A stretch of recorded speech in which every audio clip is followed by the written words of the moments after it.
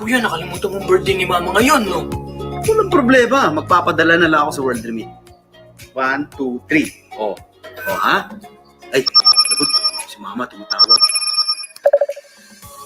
Happy birthday, Ma! Salamat anak, natanggap ko na ang padala mong pera from World Remit. Akala ko nakalimutan mo na eh. Siyempre, Ma. Ako pa.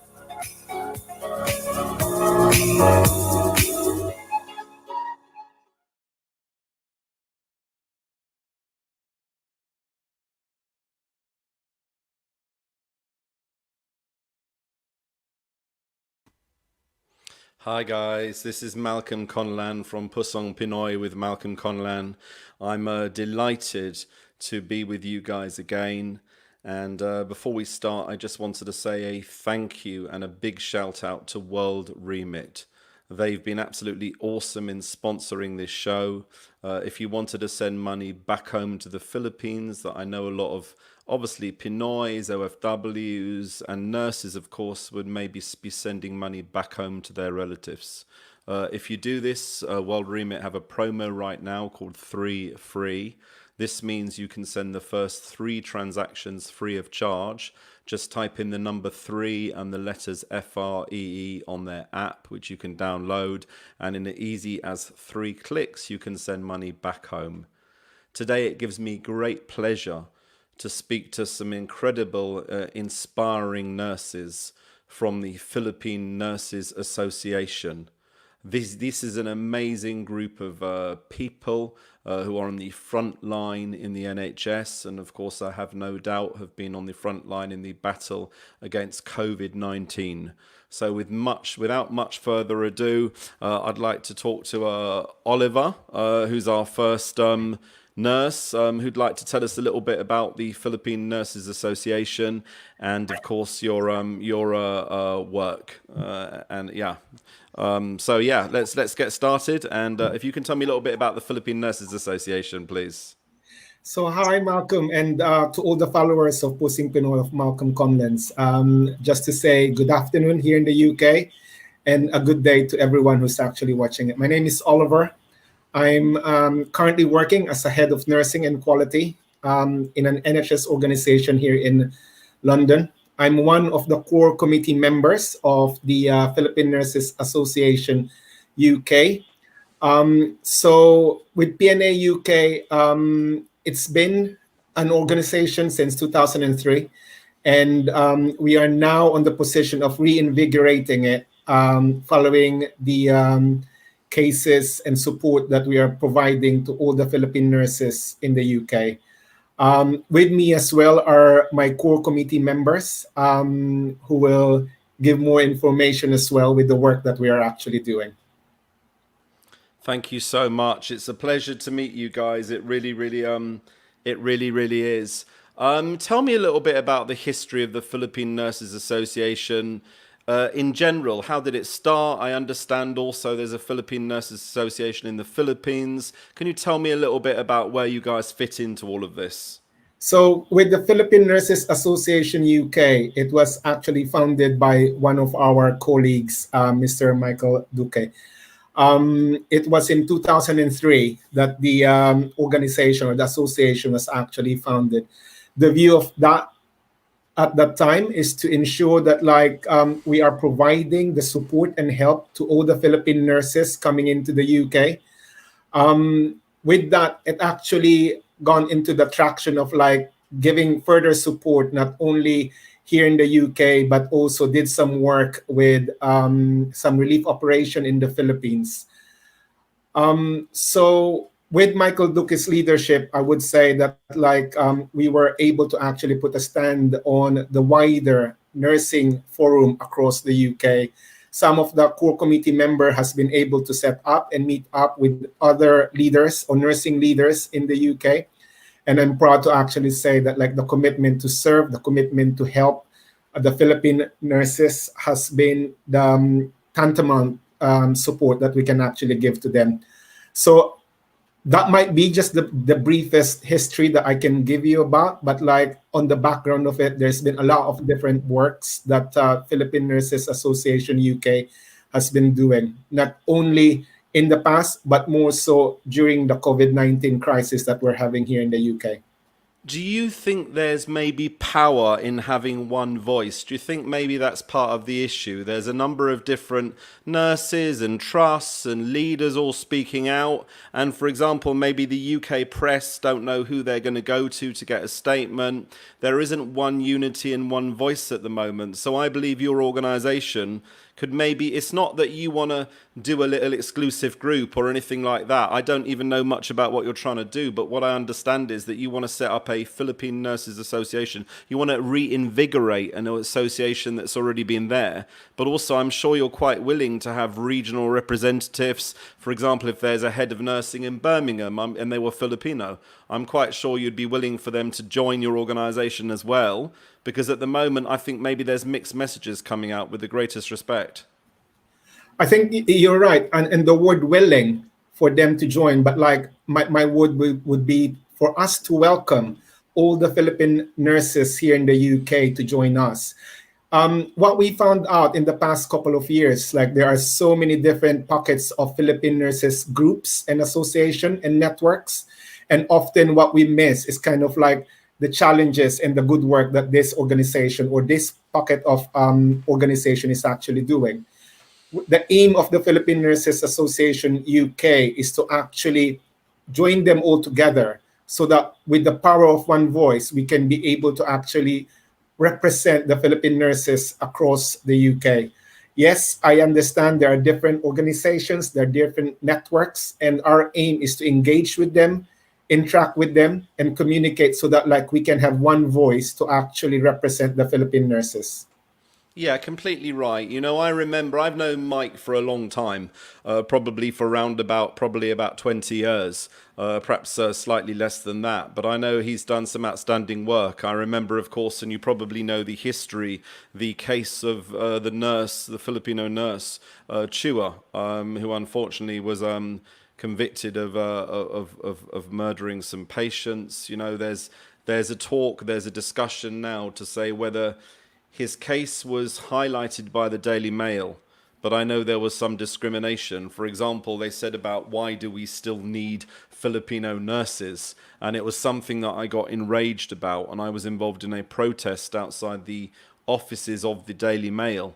And Mike was actually there as well at that protest. And this is the kind of thing, you know, if you've got a coordination, if you know that there's a group or a body who can represent nurses.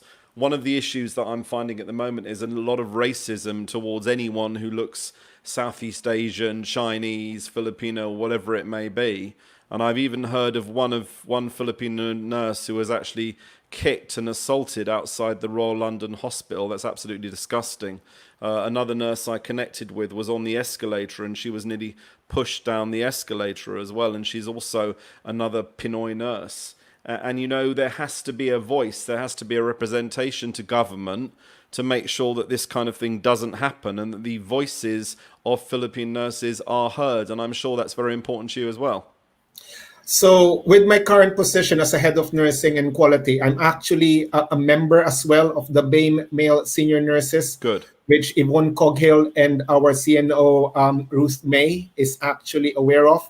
So part and parcel of the membership in our core committee members are actually involved and engaged with the national level of leadership.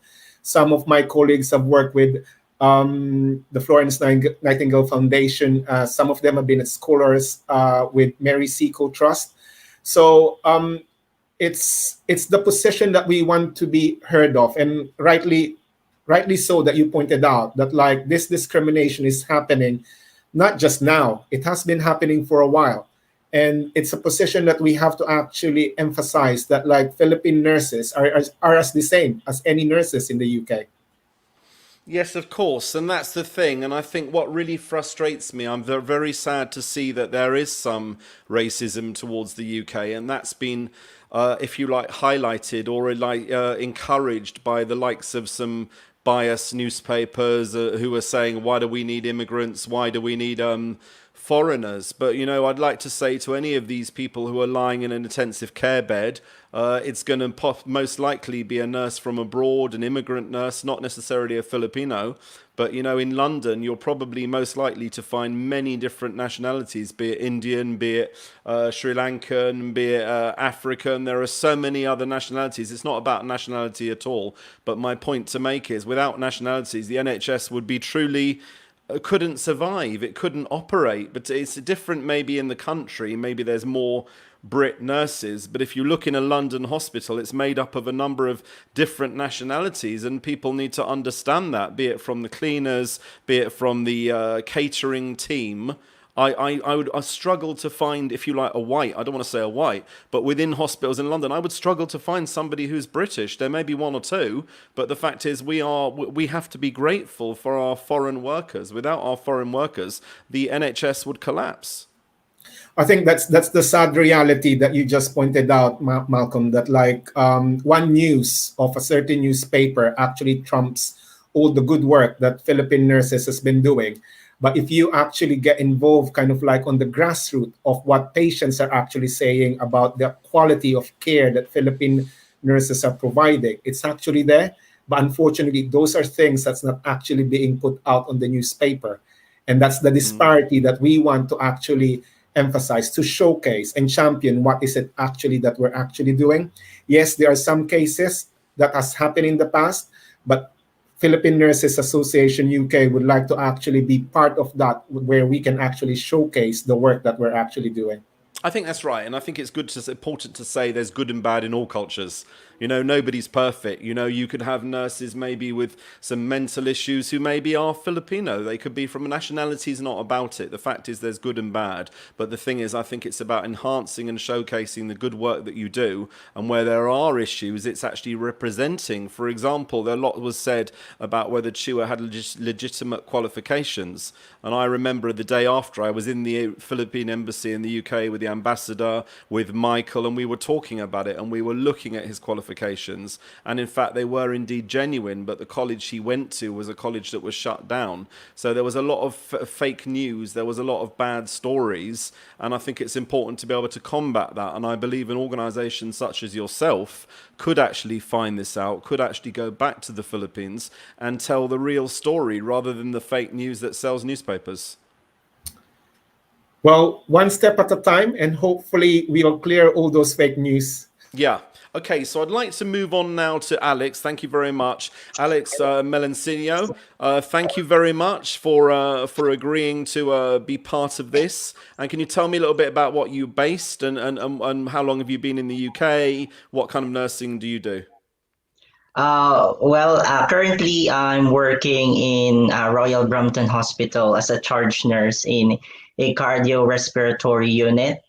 I came here in the United Kingdom last 2016, and actually I did not know that there's this PNAUK before. I only learned this PNAUK, that there's actually one, due to an invitation of my friend who asked me to become a speaker in the first webinar of this PNAUK. And before, I was really hesitant to join because I'm not really the type of person who has that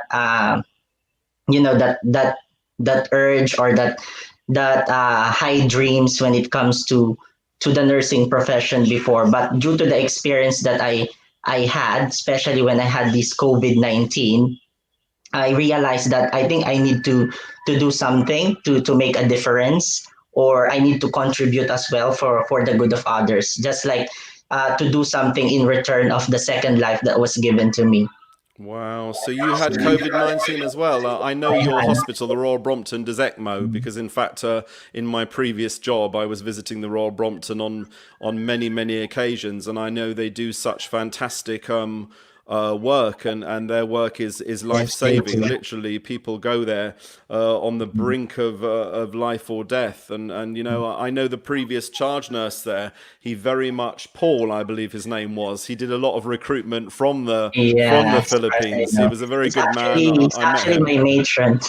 Ah, yes. Please send my regards to him. He does such Yeah, sure, I fantastic will. work, When I see and him. I know that he believes very highly in Philippine nurses as well, which is absolutely brilliant. What do you think sets Philippine nurses apart from, say, other nurses? I know this is not all about anything saying Philippine nurses are better. It's not really about that. But what would you say are the qualities of Philippine nurses? Well, in my own observations and personally as well, I think we Filipino nurses, we are really like hardworking, very devoted as well as dedicated to the jobs that are being assigned to us. And I think it's also because of the background that we got back home. Because prior to moving here in UK, we already had this years of experience, most of us. Uh, so we were actually trained in terms of our knowledge, our skills, and the proper attitude as well on how to become a great caring nurses. So I think, yeah, it's just natural for us Filipinos to be like this. That's why it's not really surprising if some other nationalities will be like noticing, or our patients who are foreigners for us will tell us that we're really caring, we're good, and we're competent, because all of this we can actually attribute to what we brought from our home country. One of the positions that I always tell people is this. You know, in the Philippines, it's very unusual to send your parents or relatives to a nursing home.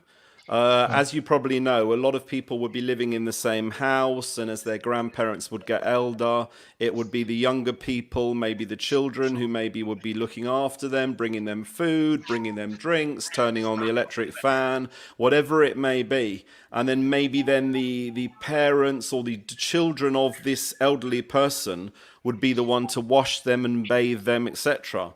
Now, the thing is, as far as I'm concerned, as much as I love, say, my mom and everything else, I couldn't bring myself to give her a bath. And that's just a psychological thing. I don't know what it is, but it's something inside of me, maybe something inside of the way we were brought up, our culture, that it's not something we would do. We're not being disrespectful. It's just the way we were brought up. And what I see in the Philippines is that you are all natural carers, because as children grow up, they care for their elderly relatives, they care for their parents.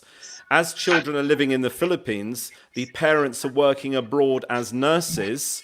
They then send money back home to their children. They then train as nurses, and it becomes a never-ending cycle of care. And I think that's the thing, you know. I think Philippine nurses, although they are trained, of course they're trained.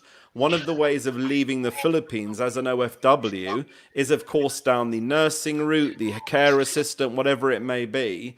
And I think you're a nation of natural carers. Not to say that you can't do other things. I'm not saying that. I'm just saying you're a nation of natural carers. The other thing I probably want to say is that, you know, there's so much respect for your elders. As you know, there's the kuya, there's the ati, there's the lolo, there's the lola. Even if they're not members of your family, the very language of Tagalog would be entrenched with this respect for elders. So when, for example, you're looking after a patient, you might call them lolo. They're not your real grandfather, but that's just a respectful thing. And I'm not saying that doesn't happen in other cultures, but what I'm saying is I think that's what makes Filipino nurses particularly special. Yeah, I do agree with you, Malcolm. I think it is a cultural matter because we were brought up really to look after one another within the bounds of our families, of our clans. So it's just like really an ending cycle that when you're the elderly or when you get older, you need to ensure that you will take care of your younger siblings or even those family members who are in greatly needing something, especially in the midst of a problem or a struggle within the family. So I think it's just really natural for us to really make sure that all of us will be looked after well by one another. Exactly. Well, thank you very much. Anyway, what we're going to do now is just take a short break. And when we come back, we'll introduce our next guest. Thank you so much for talking to me. It's been amazing. Thank you.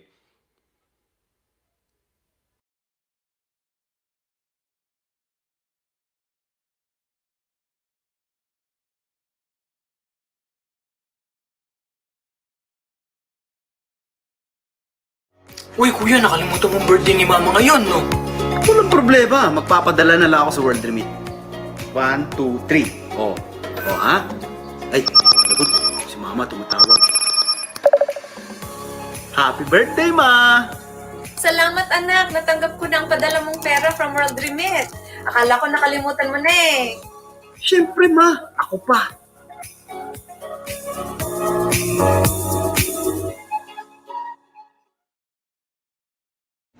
Hi, we're Fourth Impact, and hello to all the viewers of Pusong Pinoy with Malcolm Conlan. Thank you for always supporting Fourth Impact, and please, you can download our new song, No More. And all digital platforms. Yes, and you can follow us on all our social media accounts. Just type Fourth Impact, and everything is verified. So, Thank you. God bless everyone. Keep safe. Hi, my name's Jane Walker. I'm the founder and the CEO of the Purple Community Fund. We work with some of the poorest children and families in the Philippines. We run an integrated service plan from education, health, nutrition, social intervention, livelihood workshops, right the way through to business startups. And our goal is really to see as many Filipino families as we possibly can help to have a better and more sustainable and safe life. I have this great pleasure of welcoming you to Pusong Pinoy with Malcolm Conlan. And I've known Malcolm for a very long time, and he has been a massive supporter of the Purple Community Fund. In fact, Malcolm's been a massive supporter of pretty much everything Filipino. His drive, his passion and his energy is just absolutely admirable. He is a voice for the Filipino community in Britain. He supports all up and coming bands and charities that are doing work in the Philippines. And I know you are going to really enjoy this show.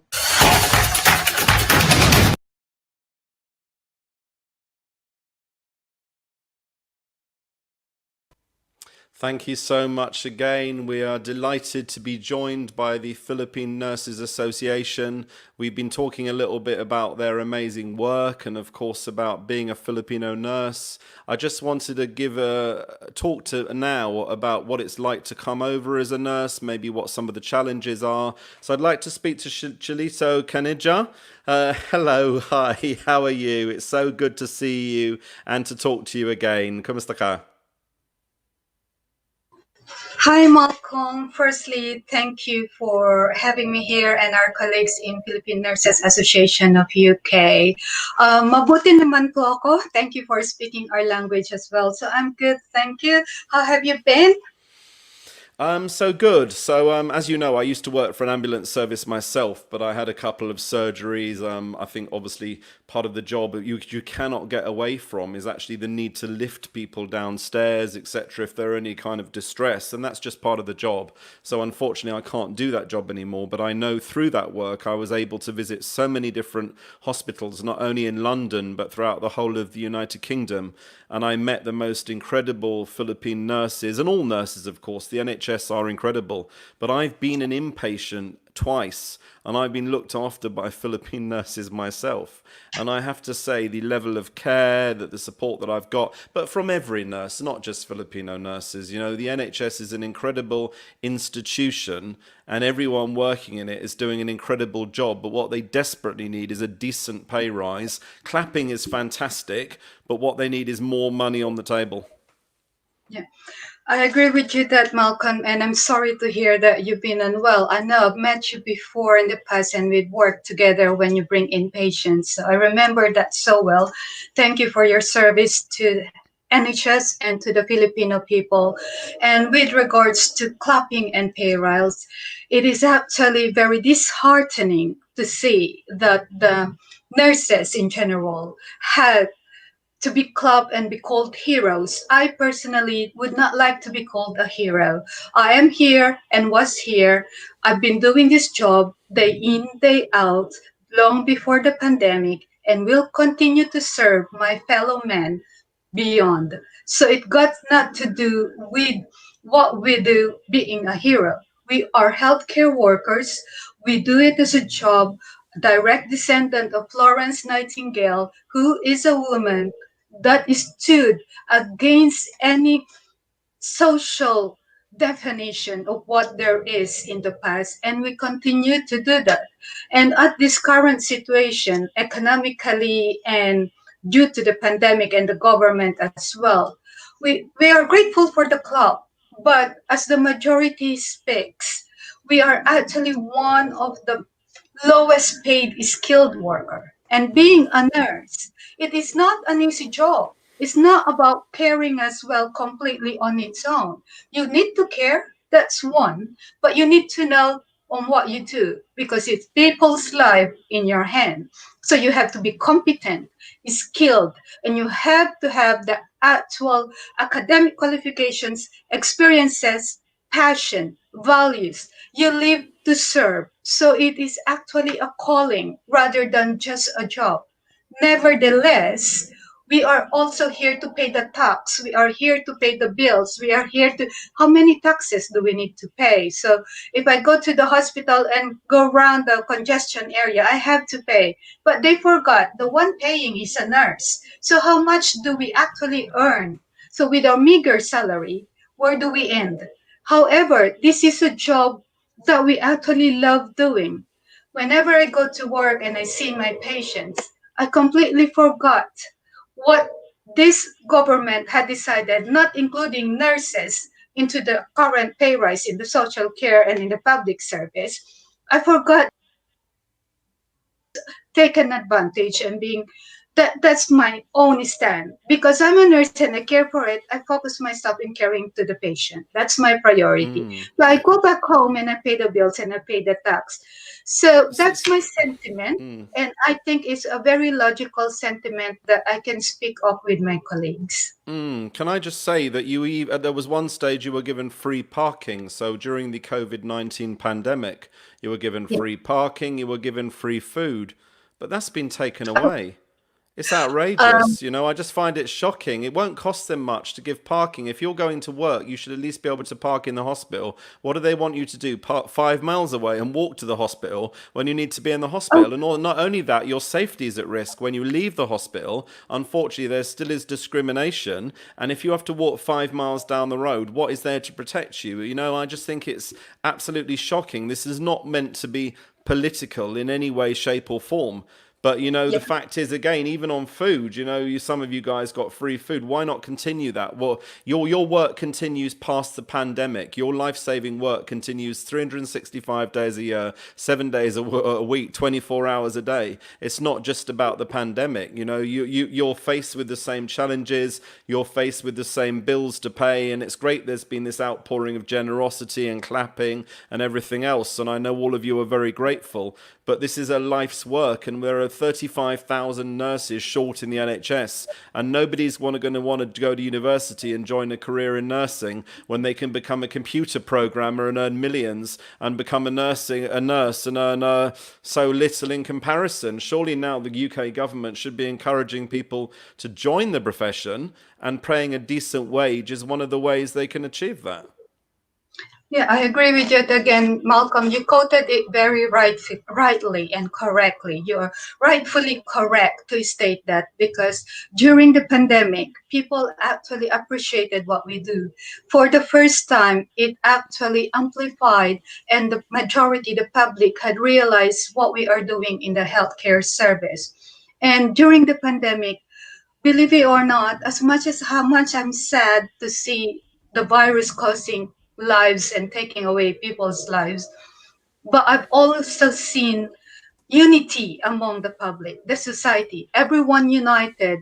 I'm going to quote what you just said because I cannot agree more than that what you said. We got free parking, we got free food, we got volunteers coming over and helping. Everyone just work in unity, and it's so beautiful. So that's what I would like to say to the rest of the world. Outside, you would see the news and the media that's very negative. Inside, it's very sad and lonely, but the frontliners work together as a team. And not only the frontliners, it's supported by billionaires, charities giving food. After the pandemic and the recovery, we are back to, oh, this is our nurses. We clap them every Thursday. And you see the news, we did not get the pay rise.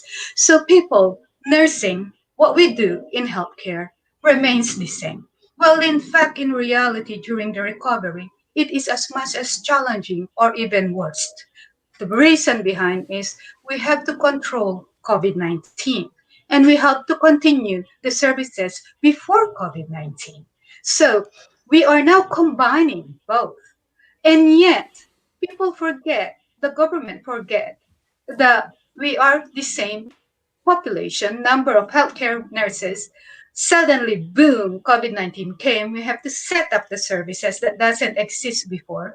We have to guard the A&E to make sure that we caught those patients early. And when they're the possible treatment, because still under clinical trials, possible treatments, diagnosis. So we have to do all those and to make sure that our dear patient, that may be my brother, my sister, our family, make sure that they don't get worse as we had witnessed the worst of this century, the pandemic indeed.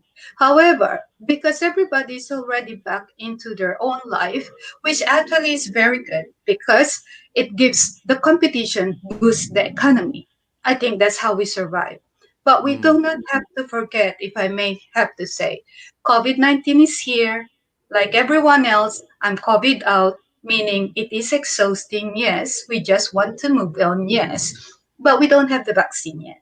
We don't have the treatment yet. There are promising treatment, there are promising vaccine, but we continue to deliver the service. The free parking is gone, the free food is gone, the free hotel is gone, and we don't have a pay rise. I'm actually stating factual events here, so I hope I'm not being quoted. It's not a myth, it's fact. Yeah, well, of course, and I know this, and I think everybody knows this. You know, it's great to hear you got to stay in free hotels, and then some people say, why weren't other frontliners go to hotels? Why weren't only just nurses? But the fact is, I'm sure you don't want to be away from your family for week after week, but if you're in the front line of COVID-19, you needed to stay somewhere safe and secure, so all of that was entirely necessary. It wasn't just some cushy thing, I'm going to stay in a hotel or get a restaurant meal from a famous chef. What it is that you're working 24/7. You're working very, very long, exhausting days, and that sustenance you provided was a difference between life and death and more nurses catching COVID. It's as simple as that. Yeah, I agree with you. The free food is amazing, but always remember we got half an hour break. So by the time you go to the canteen and queue up, that's gone. So it's about the time and the inconvenience. That's why they bring it and deliver it to us, and which we are very grateful. Exactly, Yes, and I know you're all very grateful. And one other thing I want to say before we move on, and that's you know what everyone probably knows. Back in the 1980s and the 1970s, we had these nursing colleges. So what used to happen is, if you wanted to become a nurse, it wasn't some university degree. You left school, you went to the hospital, you worked on the ward, and sadly, for one reason or another, it's all become very university based, and those kind of practical skills of bed making and are not taught in the same way. Now, I know what's happened is a lot of these British nurses who are absolutely fantastic have either retired or went into the private sector. So back in the early 1980s, there was a massive recruitment drive from the Philippines because, of course, in the Philippines, there is this still other style of training, which I think is much better. And what's happened now is the nurses who've come in now are being trained by the Philippine nurses. So those Philippine nurses who got to that, who have come into the UK over 20 years, they've now become the clinical educators, the specialists, and they're now training our new British nurses in the Philippine way, which I think is absolutely fantastic. So although it's a university degree, the fact is the efforts of the Philippine nurses can't be underestimated. If you look in every single hospital, you will see nurse managers, you will see ward managers, you will see clinical specialists, you will see research nurses, and many of those are Filipino. There are other nationalities, of course there are, but I just believe that our country, our government, needs to give credit. What I find absolutely scandalous is that when you apply for a job in a public company, you have to tick Asian other. Surely by now, the significant contribution that Filipinos have made, at least they should have their own ethnic classification, and I'm sure you agree with that. Yes, unfortunately, we still take Asian other. I'm actually speechless. I think I've spoken quite a few minutes, and for now, I'm going to say I'm still speechless with that.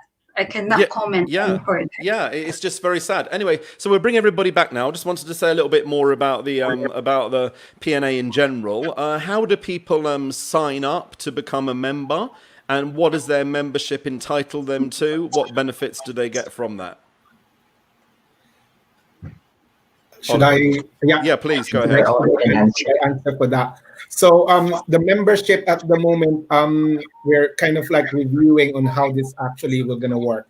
So in a couple of weeks' time, hopefully in 2 weeks' time, we will actually have our membership forum where we will be able to actually discuss the level of membership anyone can apply for. So currently it's being reviewed. So what I would suggest is like people can actually go to Facebook.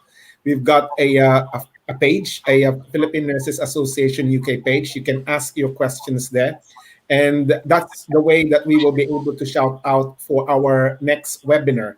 And once we've got our membership forum, the hope is that like we'll be able to actually give you more information of what we can be delivering and what support that we can actually give. For the meantime, the work that we're doing is like we are running a lot of like webinars in the coming weeks and months. And the hope is that like just to focus not only on the struggle, the challenges of the Philippine nurses, but also to showcase the good work or the researches or the projects and initiatives that Philippine nurses are actually doing in the UK. So we've got plans in the coming few months. But at the moment, I'll not be able to actually share what are the specific months or titles. Just very briefly, I think we mentioned this before we went on air. Everybody knows there is a Philippine Nurses Association in the Philippines. Now, of course, my worry is if somebody goes on Facebook and they type Philippine Nurses Association, they may be directed to a page in the Philippines. Can you just explain where you are in compared to Philippine Nurses Association in the Philippines? Are you working with them? Can you just explain the current situation so people don't get confused and they don't try and apply for any kind of membership from Manila? Shalom? Okay. Yeah, with regards to the Philippine Nurses Association in the Philippines, a brief history started in 1922, and initially United Kingdom was actually kindly founded by Sir Michael Duque, and with that regards, it was initially affiliated with PNA Manila. So we can work together. However, we are now in a great opportunity where we are reinvigorating and reviewing PNA UK. That with regards, we can be working closely with Philippine Nurses Association in Manila, but they are completely independent, but we have a harmonious working relationship to them, interdependent to each other.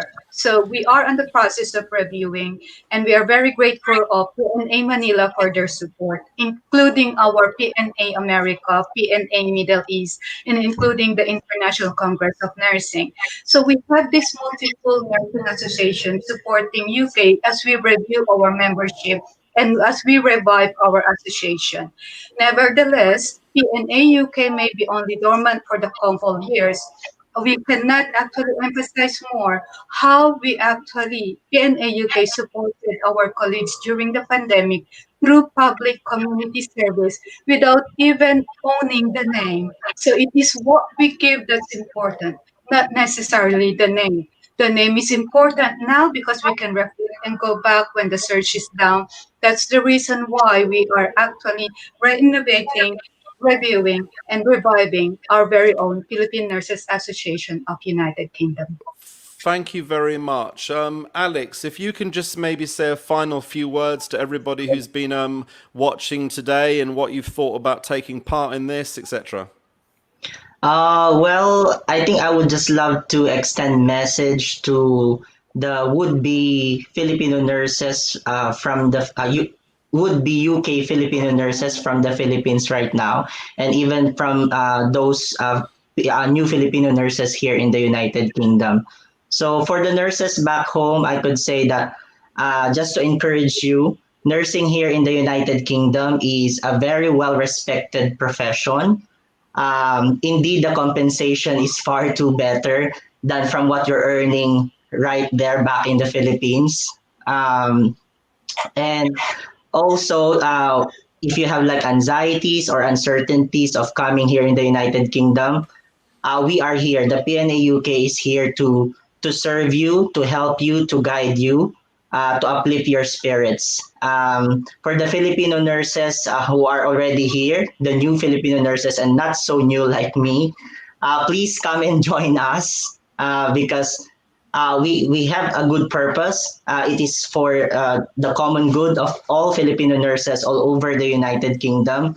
We are here to give you not just support when it comes to your clinical practice, but we are also here in terms of providing you moral, psychological, or maybe in the long run, if we will have the necessary funding, to give you material support especially when we are facing like a gargantuan challenge like this COVID-19 pandemic. So I am hopeful that by relaunching the PNAUK, we can serve a lot of Filipino nurses all over the United Kingdom, and we can ignite the spirit of bayanihan or solidarity for the common good of all of us. Thank you so much. Oliver, can I just ask you to give a message to our Filipinos in Tagalog or in your national language as well, just so they can understand and just so they can be included within this? So sa mga kababayan na nakikinig sa platform ni Malcolm, inaanyayahan po namin kayo na samahan kami para buhayin ulit ang Philippine Nurses Association UK. Hindi lang po isa o dalawa o tatlong tao ang magkakaroon ng oportunidad para makatulong, pero ang gusto po namin marinig po ang mga boses ninyo para magkaroon po tayo ng malaking boses sa gobyerno and sa mga organisasyon dito sa UK na kung saan ang mga nurses ay kasama. So, ang sa akin po at sa aking mga kasamahan, kay Chelo and kay Alex, and sa mga nasa background po, mga nasa likod po namin na sumusuporta sa amin ngayon, ang aming layunin po ay para makatulong po sa lahat ng nurses dito sa UK na mga Pilipino. So, check nyo po ang aming webpage sa Facebook, and marami po mga oportunidad. Pwede po kayong magtanong sa amin ng mga question. At hopefully, in 2 weeks time po, magkakaroon po kami ng members forum. And hintayin po namin kayo doon. Thank you so much. Maraming salamat. That was difficult. I know, I saw that. Oh my God, I'm shocked. But maraming salamat for that. I really appreciate that. We do need to end today's show now, but I'd like to thank all of you. I'd like to thank all of your colleagues to the Philippine Nurses Association. Also, I'd like to thank you from the bottom of my heart for all of the fantastic dedication, hard work, loyalty and service that all the Philippine nurses bring to the United Kingdom and around the world. And I'd also like to give my deepest tribute and sympathies to our colleagues who've sadly lost, or your colleagues who've sadly lost their lives through the COVID-19. You know, it's something which we will never forget, and something which I know needs to be remembered all the time. And I'm very, very grateful to you all. Thank you. Thank you so much, Malcolm. Thanks very much. Thank you. Take care. Bye-bye. So guys, that's it. Thanks very much for joining Pusong Pinoy. We'll see you next week. Maraming salamat.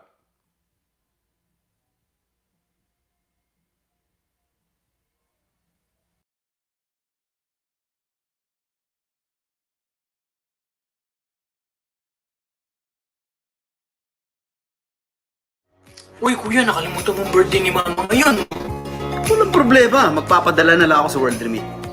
1, 2, 3. Oh. Oh, ha? Ay, naku, si mama tumatawag. Happy birthday, ma! Salamat anak, natanggap ko na ang padala mong pera from World Remit. Akala ko nakalimutan mo na eh. Siyempre, ma. Ako pa.